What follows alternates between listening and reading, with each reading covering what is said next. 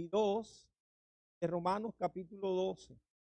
Un texto que nosotros conocemos bien, porque la carta a los romanos es una carta que la iglesia, particularmente a las iglesias de sanas doctrinas, estudian,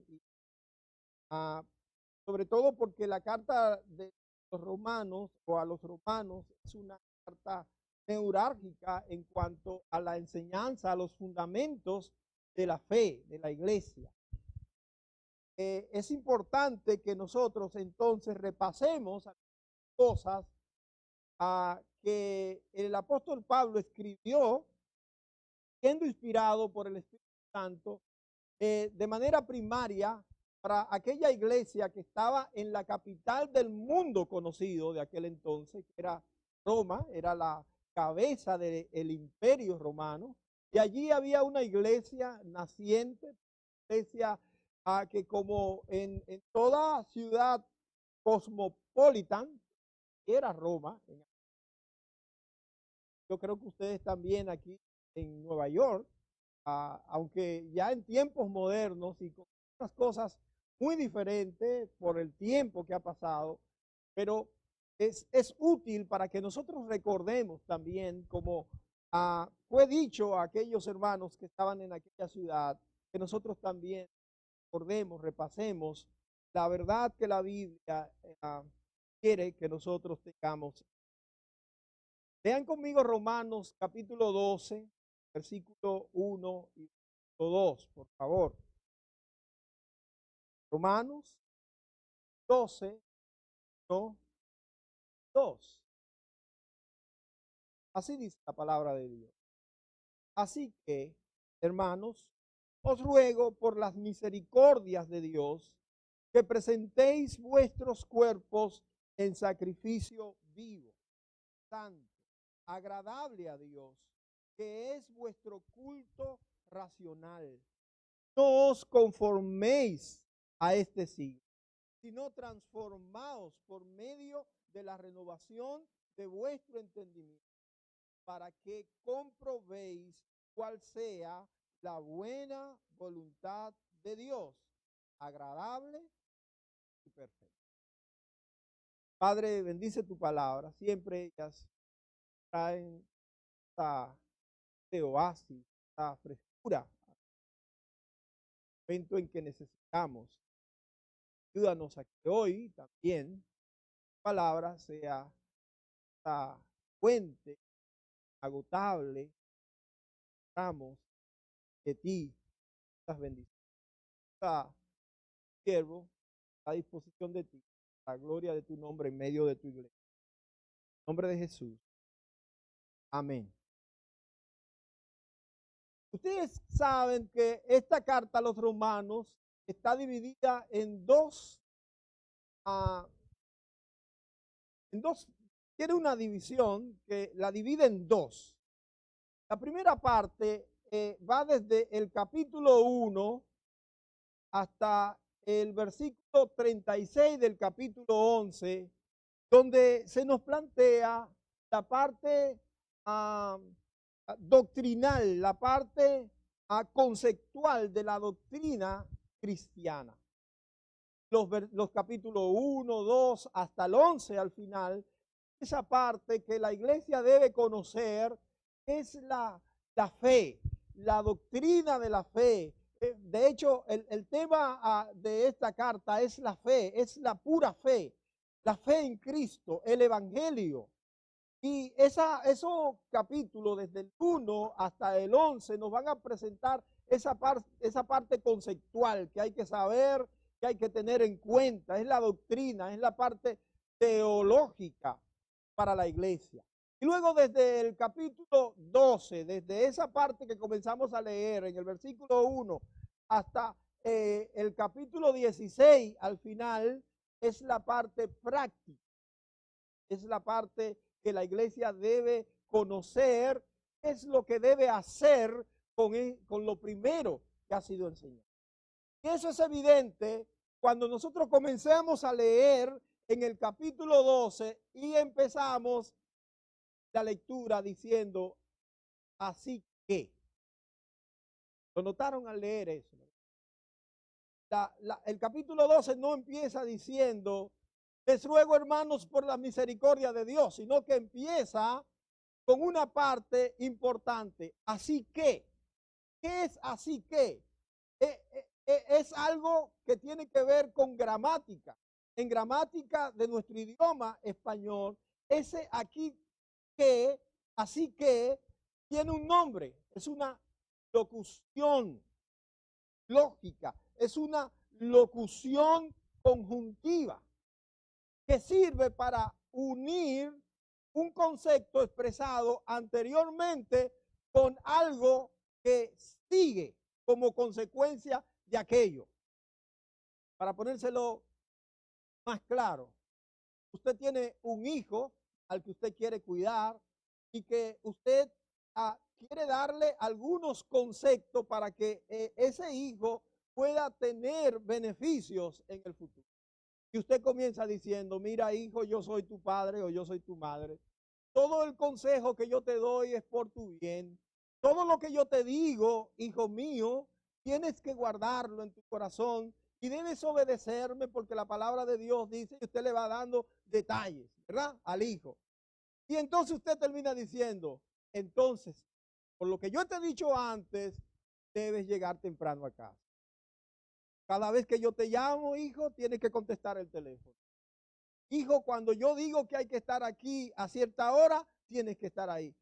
Se da cuenta que usted le ha dicho anteriormente los conceptos del porqué y ahora le está diciendo a él, en consecuencia de lo antes dicho, lo que él debe hacer. Por eso ese aquí, así que nos está conectando con lo antes dicho. Así que cuando la palabra dice, así que, hermanos, les ruego por la misericordia de Dios, y va a darnos tres cosas importantes en estos dos versículos que deben ser como consecuencia de lo antes dicho. Y usted dice, pero pastor, acláreme qué fue lo que antes dijo. Porque dijo muchas cosas. Bueno, si usted se remite al contexto anterior inmediato, usted se va a encontrar con que en el capítulo 11 hay unos versículos 33 al 36, es la expresión en una doxología, en una adoración, en una exaltación a la grandeza majestuosa de Dios que Pablo ha dicho acerca de quién es ese Dios al que nosotros adoramos y al que nosotros conocemos por la fe. Los versículos 36, 33, perdón, 34, 35 y 36 de Romanos capítulo 11 son precisamente esos versos que quiere unir ese así. ¿Qué Pablo dice? O profundidad. Note que yo lo voy a decir y no lo voy a decir como Pablo, porque Pablo se inspiró, Pablo exclamó, es una adoración que salió desde lo más profundo, de acuerdo a ese conocimiento expresado por la sabiduría de Dios. Entonces Pablo dice, oh, 33, Romano, oh profundidad del conocimiento, de la sabiduría de Dios, y comienza a hacer una comparación. ¿Qué dio a Dios? ¿Quién enseñó a Dios? Nadie. Ahora, él concluye diciendo que ustedes lo tienen aquí. Creo que sí, lo tienen aquí. Yo leí, no sé si hay un cambio, porque hay unas pantallas ahora que cambian, en un momento dicen una cosa y otro otra, pero esta no es una pantalla que cambia, ¿verdad? No es digital, está aquí escrito. Porque de él, así dice, y por él, y para él. ¿Son cuántas cosas? Todas. Pregunto cuántas, porque la palabra todas es un absoluto. Cuando decimos que toda, eso significa que no falta ninguna. Todas las cosas son para qué? porque de Él, por Él y para Él son todas las cosas. Así que nos está diciendo la palabra de Dios que todo primero es de Él. ¿Quién es Él? ¿A quién se refiere? Bueno, a Dios. Todas las cosas son de Él. Todas las cosas son por Él. Es decir, tienen un valor y una existencia por Él. Y todas las cosas son para Él. Es decir, que todas las cosas son hechas con el propósito, con el fin, con la meta, con el objetivo de que sean de Él. Pero ¿de qué manera? Sea la gloria. Pensando en este texto, usted tiene vida. ¿Su vida es para qué? ¿Su vida es de quién? ¿Su vida es por quién? ¿Su vida es para quién? Bueno, de acuerdo al texto, usted tiene vida. Vida le pertenece a Dios. Bueno, de hecho, uno no se va cuando uno quiere. Uno se va cuando Dios. Uno no se enferma cuando quiere. Uno se enferma cuando Dios quiere. Pero pastor, no, es que Dios no quiere enfermar a nadie. Bueno, lo que yo le digo, y ustedes yo sé que como Iglesia de Sana Doctrina estudian, que hay un concepto que se llama soberanía de Dios, y ese concepto de soberanía de Dios significa que Dios es el que controla todo. Cuando hablamos de que Dios controla todo, otra vez, el todo es un absoluto. Dios controla todo. A Él sea la gloria. Y entonces, en base a eso, inicia Pablo diciendo, así que hermano, una vez que tenemos ese concepto en mente, todo es de Dios, todo es por Dios, todo es para Dios, incluyéndonos nosotros. Entonces Pablo dice, así que hermanos, os ruego por las misericordias de Dios, que presentéis vuestros cuerpos sacrificio santo, agradable a Dios, que es vuestro culto racional. No os conforméis a este siglo, no transformados por medio de la renovación de vuestro entendimiento, para que comprobéis cuál sea la voluntad de Dios, buena, agradable, perfecta. Tres cosas que debemos nosotros tener en cuenta para vivir como viven los que quieren agradar a Dios con un culto racional. Primero, que tenemos un reto de atacar y derrumbar nuestra egolatría. Escuchó bien la palabra egolatría que he utilizado. ¿Qué es egolatría? Bueno, en la manera más simple, egolatría puede definirse como el culto o la adoración a la propia persona. Hay una lucha que nosotros sostenemos día tras día entre adorarnos a nosotros o adorar a Dios. No hay un enemigo más peligroso y más activo en eso de hacernos guerra a la adoración a Dios que nuestra propia carne. ¿Sí o no? La Biblia enseña que hay tres enemigos que atacan nuestra devoción por Dios. Y nosotros sabemos que Satanás es un enemigo que se opone. Dice la Biblia, lo llama el adversario. Y hay otro enemigo, la Biblia llama al sistema que el mundo ha establecido, y así la Biblia lo llama el mundo. Un enemigo que se opone a nuestra devoción por Dios. Pero al que menos caso le hacemos, y es el más peligroso, es nuestra propia carne, que está con nosotros, que nos asedia día tras día, que nos invade y nos convence, nos persuade acerca de no hacerle caso a la palabra de Dios, ni brindarle una adoración como Dios se la merece. palabra egolatría también a veces puede confundirse con los que los estudiosos de la conducta humana llaman narcisismo. Narcisismo tiene que ver más con la figura, con el cuerpo, con eso de gustarse uno mismo y de admirarse uno mismo. Las personas que regularmente no pueden dar 10 minutos, no pueden estar 10 minutos sin mirarse a un espejo. Tienen que verse los ojos y admiran sus ojos. Tienen que verse la nariz y admiran su nariz. Tienen que verse los cabellos. En el caso de la gente que son como yo, no tanto, ¿verdad? Pero ese narcisismo, la Biblia también le llama, perdón, la gente también le llama egocentrismo. Es que todo gira alrededor de mí. Es que lo más importante en el mundo soy yo. Es que lo más importante en todo el vecindario, en toda la iglesia, en toda la familia, soy yo. Y le oímos hablar de la propia persona con tanta admiración. Es ese cuerpo, es eso que la Biblia nos llama a someter, a presentar delante de Dios, a entregarlo como una ofrenda, a darlo, a consagrarlo. Os ruego por la misericordia de Dios que presentéis vuestros cuerpos.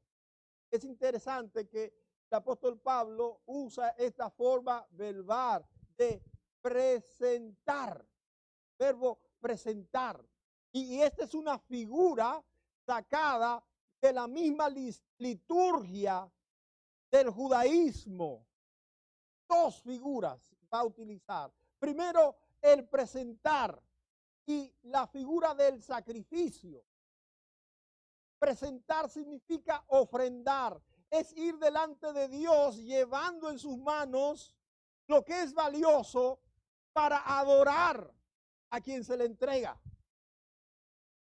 De hecho, nosotros hoy en día, cuando alguien está en celebración, ya sea de boda, de aniversario, de cumpleaños, le hacemos un presente. Y cada uno de nosotros quiere hacer un presente de algo que agrade a la persona que está celebrando, ¿sí o no? ¿Por qué? Es de ahí que tomamos la figura, presentamos cosas valiosas. Y el apóstol Pablo está diciéndole a los hermanos, presenten eso que ustedes estiman con tanto valor, que es su propia figura, su propio cuerpo, preséntenlo a Dios, entréguenlo como una ofrenda de sacrificio. Decía de la otra figura del sacrificio, porque el sacrificio implica un esfuerzo.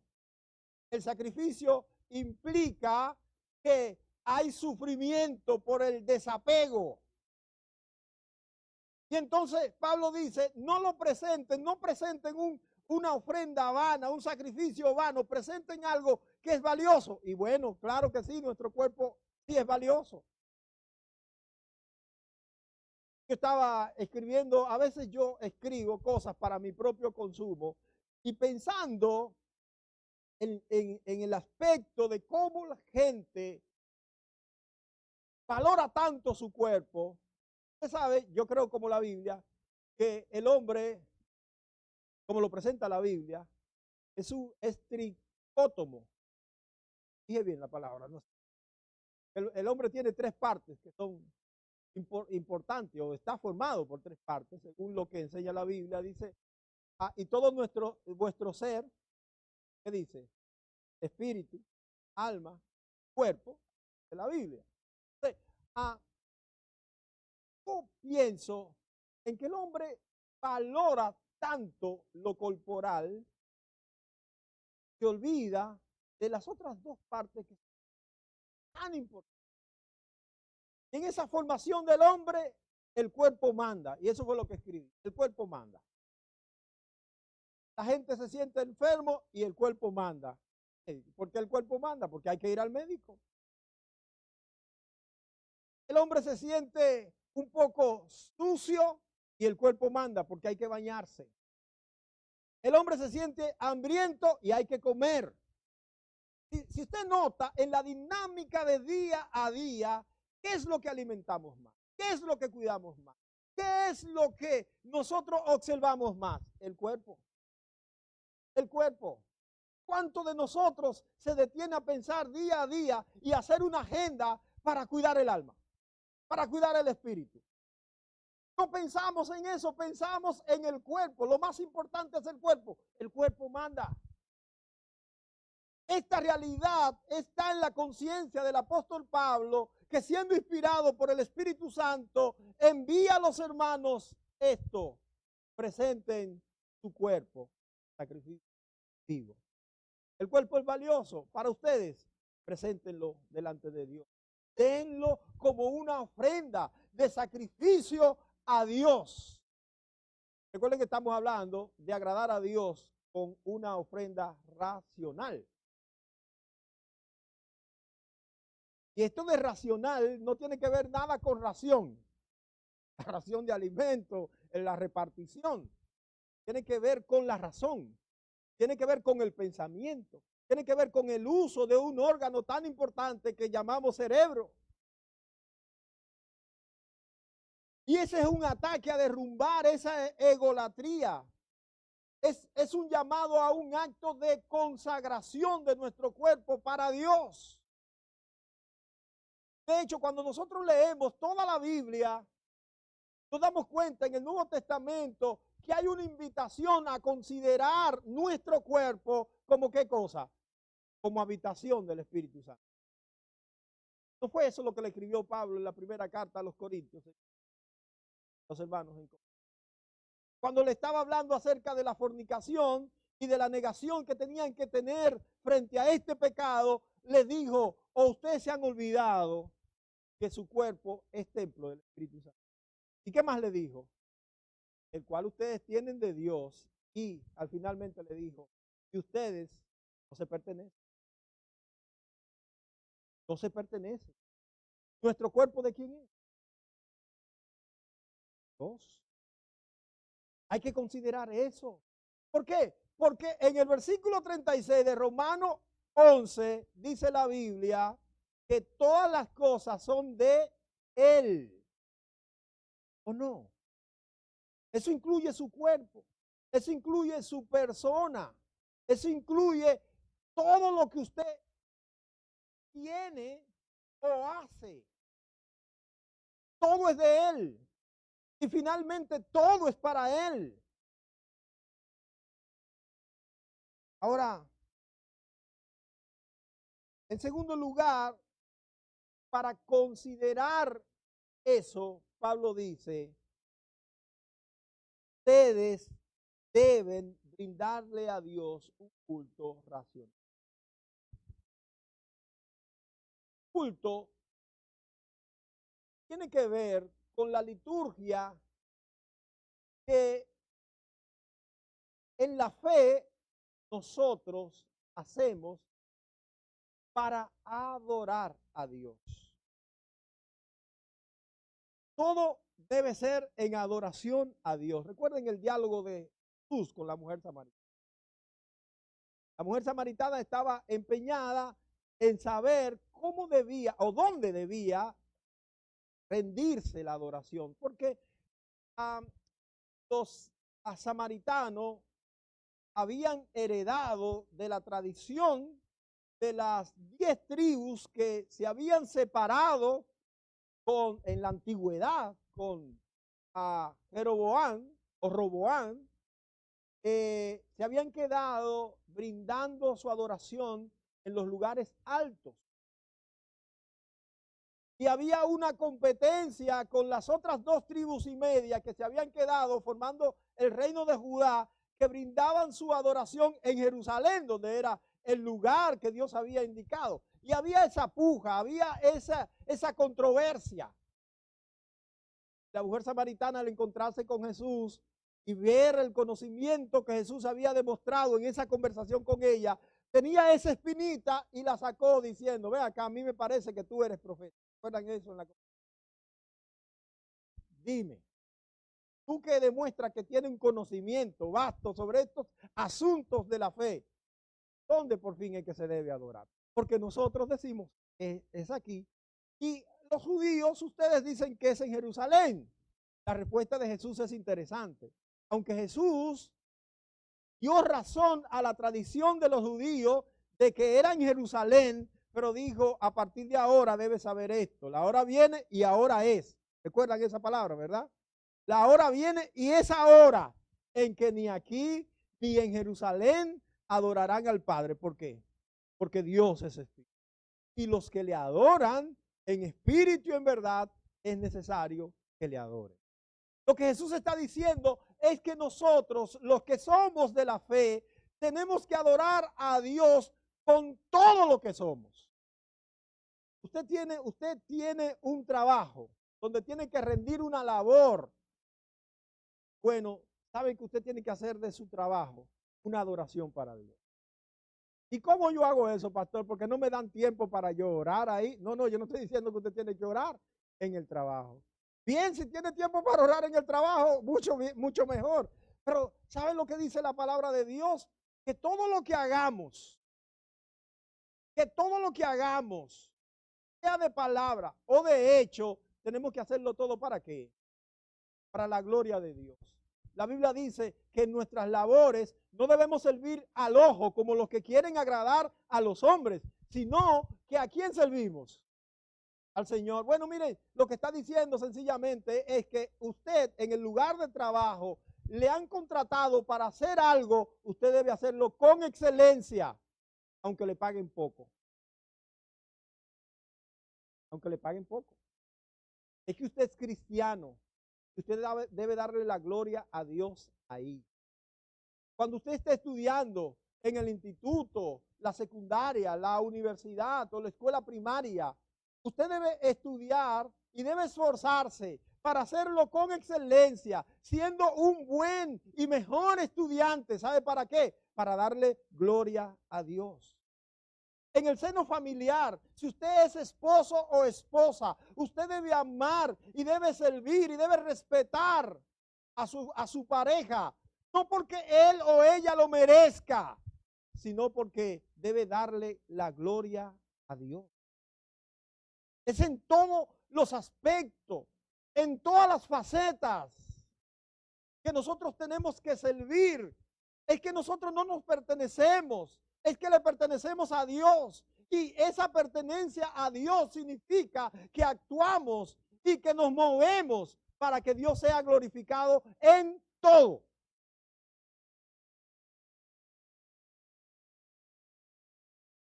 Cuando yo hablo de esto, debo decir también que la vida cristiana no es tan fácil como nos la plantearon al principio. Yo no sé cómo usted llegó a ser cristiano, pero muchos de nosotros llegamos a ser cristianos porque alguien nos invitó a una celebración, a un culto, a un servicio, a una reunión. Dijo, tú debes buscar de Dios porque para que las cosas te vayan mejor. Y realmente yo creo, cuando Cristo llega a nuestra vida se pone mejor. Pero la vida cristiana no es vivir como nosotros queremos. La vida cristiana se trata de vivir como Dios quiere que vivamos. Es una dura realidad que nos encontramos. Por eso se nos dice que debe ser nuestro culto un culto racional. Noten cómo dice la Biblia en el versículo 1, después de decirnos que presentemos nuestro cuerpo en sacrificio vivo, dice, esto es vuestro culto racional. Inmediatamente el versículo 2 dice, no os conforméis a este siglo, sino transformaos por medio de la renovación de vuestro entendimiento.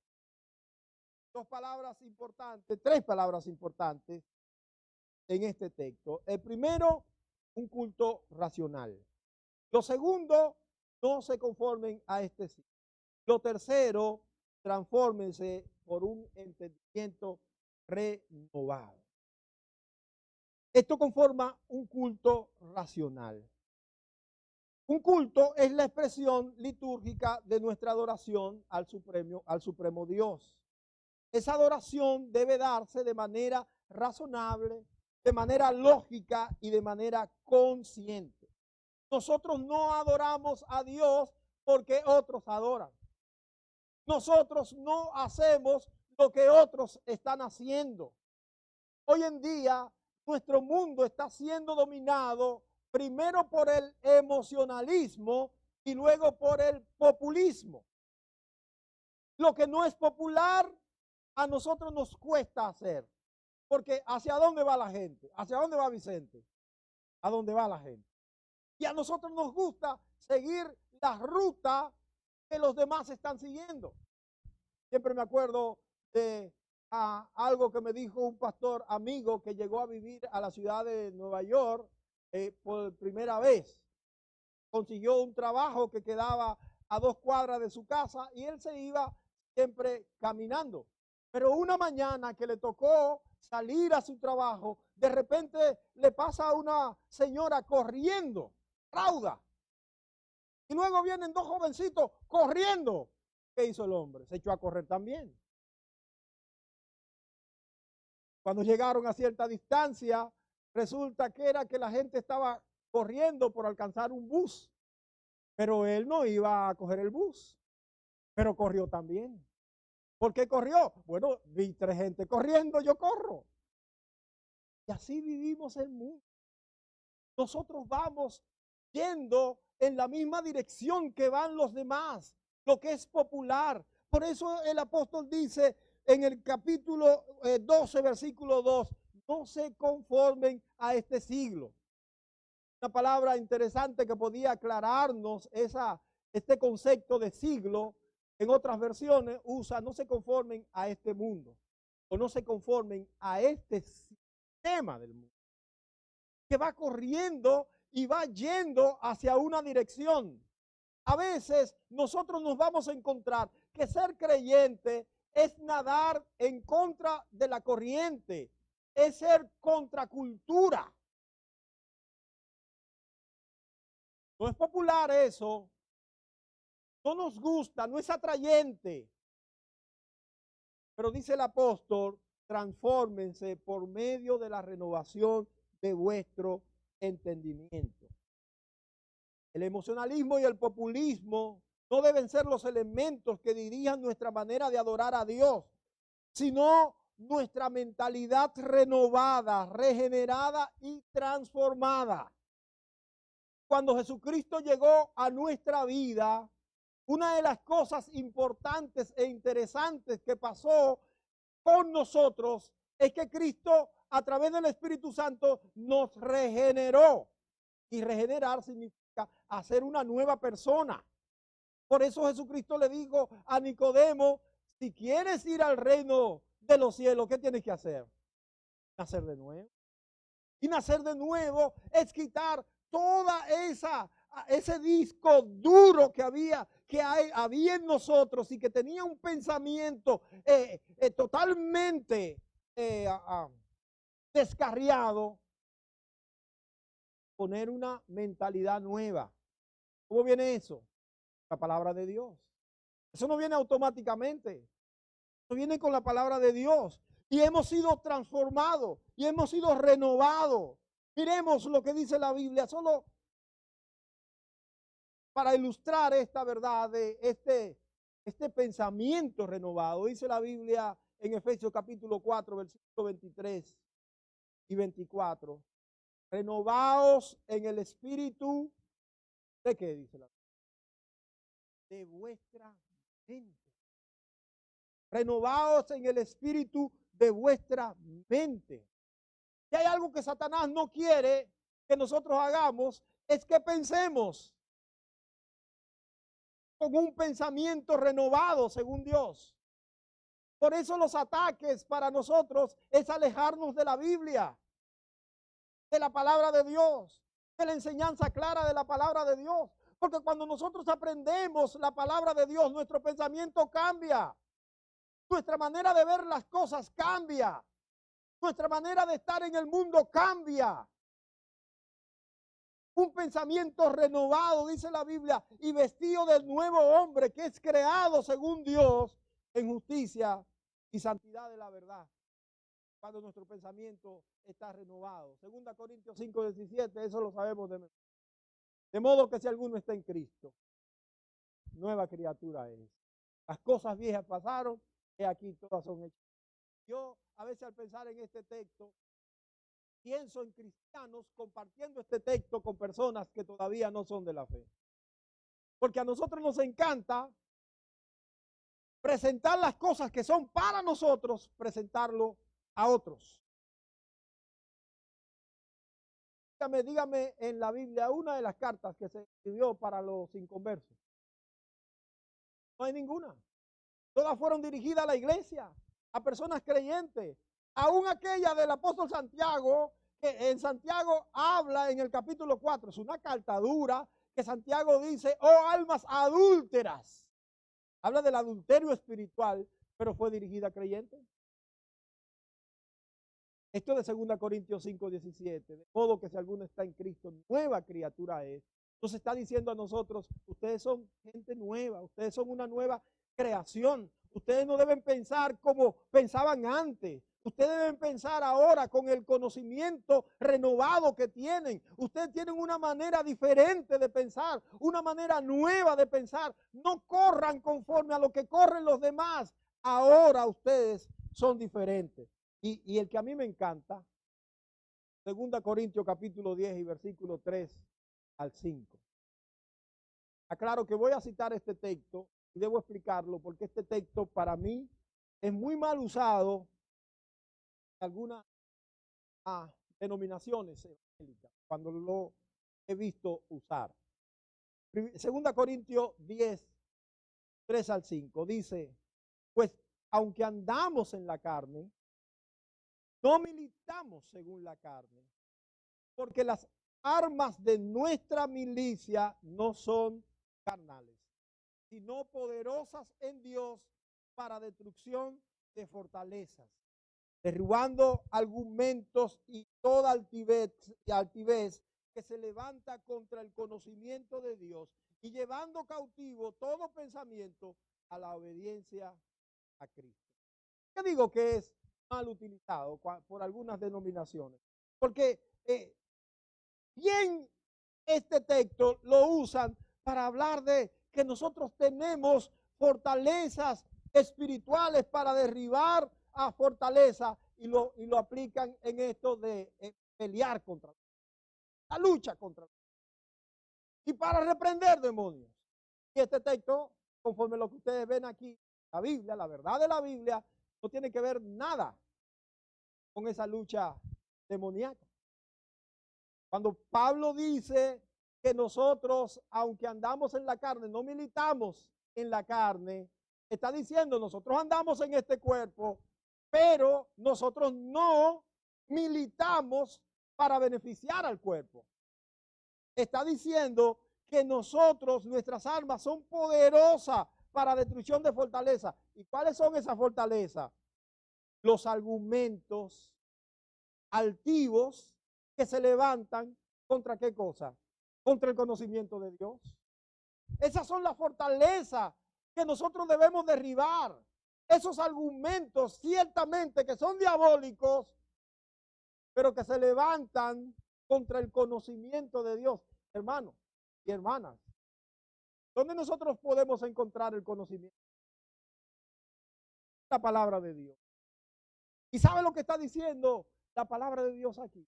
Es que hay muchas personas, hay muchas organizaciones que se oponen a que la palabra de Dios sea enseñada, que la palabra de Dios sea conocida.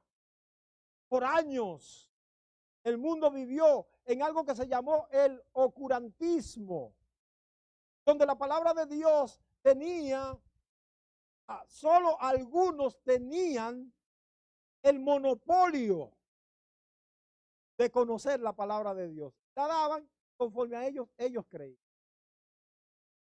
Todo el mundo iba y a la semana sentaba. Yo no soy de esa época, pero algunos escuchaban el culto en un idioma que era entendía. ¿O no?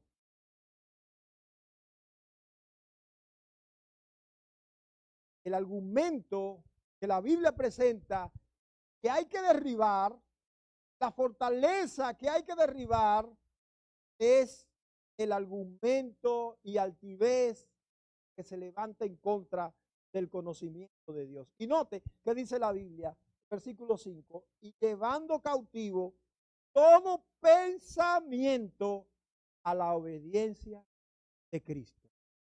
¿Qué es lo que Dios quiere? Que nosotros, con nuestro pensamiento renovado, pensemos, nos pongamos bajo la obediencia de nuestro Señor Jesús. Cuando nosotros podemos pensar de manera correcta, decimos, ven acá, todo es de Dios.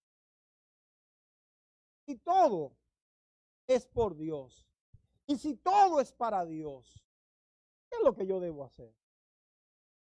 Bueno, servirle a Dios. No hay de otra. No hay de otra. Si yo no le sirvo a Dios, entonces yo estoy en contra del planteamiento de Dios. Y de hecho, estar en contra de Dios no me conviene. Porque todo debe ser el cumplimiento de la voluntad de Dios. Ese es mi tercer punto.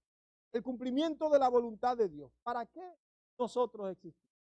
Se nos llama a presentar nuestro cuerpo como una ofrenda a Dios. Se nos llama a cambiar y a pensar con un conocimiento renovado, a presentar un culto racional. En tercer lugar, el cumplimiento se nos llama a ir para el cumplimiento de la voluntad de Dios. Es la última parte del versículo 2.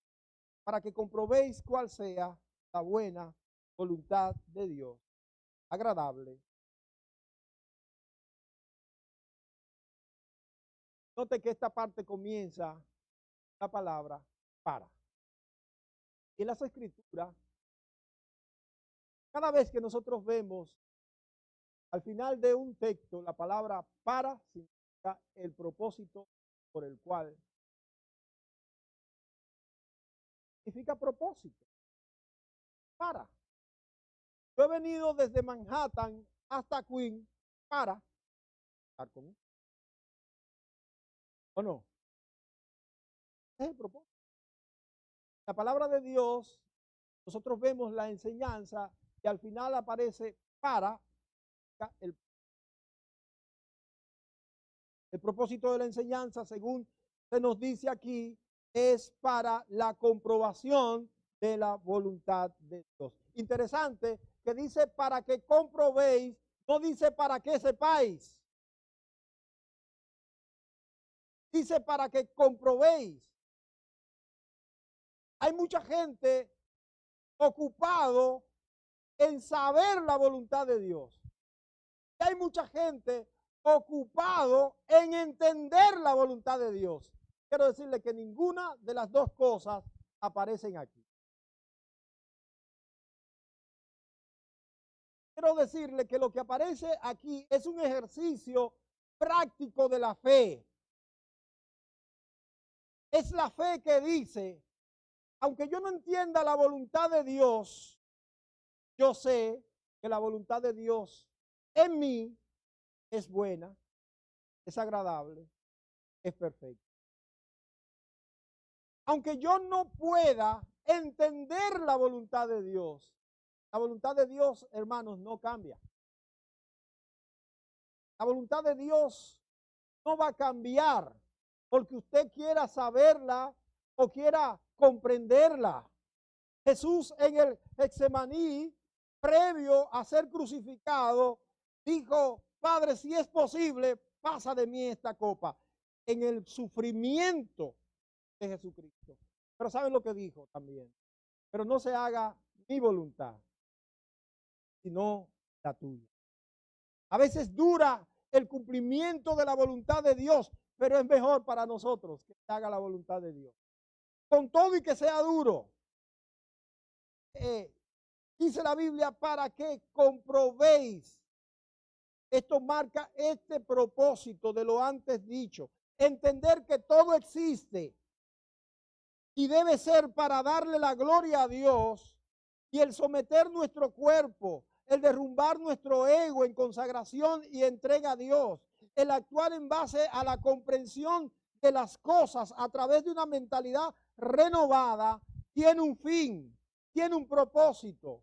Es la aceptación plena en nuestra vida del cumplimiento de la voluntad de Dios. Tenemos que comprender esto. No siempre vamos a entender cuál es la voluntad de Dios. No siempre vamos a estar de acuerdo con lo que está pasando en nuestra vida. Pero sí tenemos que entender, confiemos en la voluntad de Dios. Al final, el cumplimiento de la voluntad de Dios es mejor para nosotros. Dos ilustraciones. Ciertamente lo que le voy a contar, no sé si se dio en verdad, pero lo escuché de alguien a quien respeto y admiro, entonces lo creo. Una señora miembro de una iglesia tenía un único hijo con 7 años de edad. El hijo que había sido la alegría de esta señora llegó en ese momento, a los 7 años de edad, cayó enfermo de una enfermedad grave. Estaba en cuidados intensivos en un hospital infantil. Como era cristiana, la señora mandó a llamar a su pastor para que implorara el favor de Dios, levantara una oración por su bebé. Y el pastor accedió. Fue en una pequeña sala, el pastor, la señora, el esposo, un hermano que andaba con el pastor, comenzaron a orar. Y el pastor comenzó a orar a Dios. Oran los pastores. Dijo, Señor, tú eres el soberano. Tú eres Dios eterno. Eres el dueño de la vida y tú a quien quieres da vida y a quien quieres llevas atrás. Mira a este bebé. Mira a tu sierva, quien ha pedido clamar a ti. Ahora, Señor, si es tu voluntad, sana a este niño. Pero, Señor, si es tu voluntad llevarlo a la eternidad, nosotros de toda manera te daremos gloria y honra, porque tú eres Dios, tú eres soberano. Terminó su oración. Concluir esta oración, la señora dijo, pastor, no estoy de acuerdo. Porque no puede ser la voluntad de Dios que mi hijo se muera. Porque Dios sabe que yo necesito a mi hijo. No puede ser la voluntad de Dios que mi niño se muera. Si mi niño se muere, pastor, Dios sabe que yo me muero también. Momentos como este, aunque el pastor quiso decirle algo a la hermana para instruirle sobre la voluntad de Dios, consideró no era prudente. Pero Dios sí tomó en cuenta la palabra de esta hermana, porque el niño sanó, se recuperó y estuvo sano hasta los 14 años. Que una vez más la mamá tuvo que estar clamando a Dios por su hijo, esta vez frente a una corte. Porque ya a los 14 años, este muchacho se había convertido en un delincuente juvenil. Tuvo que ir a corte y allí clamando a Dios para que el juez sea benévolo y no le sentenciara a una pena grande. Esta madre que amaba a su hijo estaba allí clamando. 7 años después, a los 21 años de edad, una vez más vimos a la madre clamando, pero esta vez pidiendo perdón a Dios. Porque ese niño de 7 años que había estado enfermo y que creció, que se convirtió en un delincuente juvenil ahora estaba frente a la pena máxima. Iba a morir porque fue sentenciado a la muerte. ¿Cuál fue el delito? El delito fue que este muchacho, consumido por las drogas, necesitaba dinero para su vida. Sabía que su abuelita, la madre de su madre, vivía sola, fue a robar. La abuela lo sorprendió y él la mató. Y eso trajo como consecuencia solamente la muerte de su abuela, sino que él también, encontrado culpable de una muerte en primer grado, fue sentenciado a la muerte. La enseñanza que nos queda con esto. ¿Recuerdan la declaración de la madre en el hospital? No puede ser la voluntad de Dios que mi hijo a los 7 años. Bueno, murió a los 21. Pero hubo 14 años de sufrimiento, de pena, de vergüenza. Y aún en esos 14 años, la pérdida de su propia madre a mano de su propio. ¿No hubiera sido mejor que el Señor se lo llevara a los 7 años y que ella quedara con ese recuerdo de aquel bello niño que dio alegría y que corría por las casas, por la casa, haciendo a todos reír y haciendo que todos tuvieran respeto por la vida? Qué difícil fue para ella vivir esos 14 años cuando retó al Señor diciendo, no puede ser su voluntad que Él se lleve a mi hijo. La Biblia también tenemos una historia no similar, pero que tiene una enseñanza parecida. El segundo libro de Crónicas, capítulo 29, 30, 31, 32, nos presenta la historia de uno de los reyes de Judá, que fue uno de los mejores reyes. Llamaba, la Biblia dice que este hombre siguió el camino de David, padre, sirviendo al Señor con integridad, derribando los lugares de adoración de ídolos al Señor todos sus días, hasta un día que enfermó. Y dice la Biblia que Dios mandó a decirle con el profeta Isaías, arregla tu casa, porque morirás y no vivirás. Un hombre que había vivido para Dios, para gloria de Dios, ahora voltea su rostro a la pared, dice la Biblia, y comienza a reconvenir con Dios y a decirle, Señor, ¿cómo me vas a hacer esto a mí? Que te he servido con integridad, que he hecho lo bueno delante de ti. ¿Cómo me vas a llevar y no me vas a dejar vivir? Entonces dice la Biblia que el Señor mandó a decirle con el mismo profeta, dile a Ezequías que yo añado años a su vida. ¿Han leído esa historia? Ezequías había vivido para Dios, pero ahora en estos 15 años estaba reclamando para él. Y vivió 15 años más. En esos 15 años más, Ezequías tuvo un hijo, se llamaba Manasés. A la muerte de Ezequías, Manasés vino a reinar a los 12 años.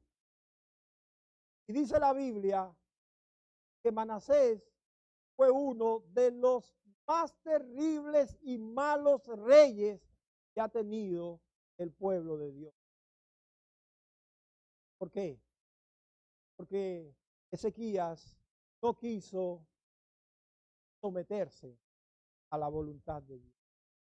Aunque había vivido para Dios, decidió un tiempo que quería vivir para Él. Hermanos y hermanas, ¿cuál es la enseñanza de hoy? Sometámonos a la voluntad de Dios. Agrademos a Dios con un culto racional. Pensemos de manera en que todo lo que hacemos o vivimos en este mundo tiene que ser para la gloria de Dios. Si no vivimos para la gloria de Dios, no vivimos bien.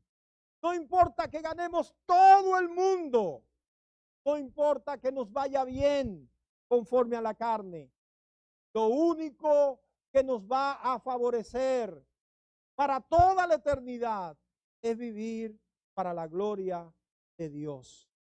El pensamiento del apóstol Pablo es el que nosotros tenemos que adoptar. Si vivimos, para Dios vivimos. Y si morimos, para Dios también morimos. Sea que vivamos o que muramos, que estemos sanos o que enfermemos, que tengamos dinero o que no tengamos, que estemos bien o que estemos mal, que todo sea para la gloria de Dios. Ese debe ser nuestro. Así debemos vivir nosotros, entregando todo las manos para la gloria del Señor. Te invito a considerar conmigo un momentito. Tienen su rostro, cierren sus ojos. Pensemos por un momento en estas cosas que hemos hablado. Hermanos, habiendo oído que todo es para la gloria de Dios, es necesario que entreguemos como un presente, como un sacrificio a Dios, como una muestra de que entendemos cuál es nuestra función de adoración, nuestro culto. No nos conformemos a este mundo. No vivamos como el mundo vive. No corramos en la misma dirección a la que corre el mundo. Tenemos un pensamiento renovado. Pensemos de manera. Comprobemos así la buena voluntad.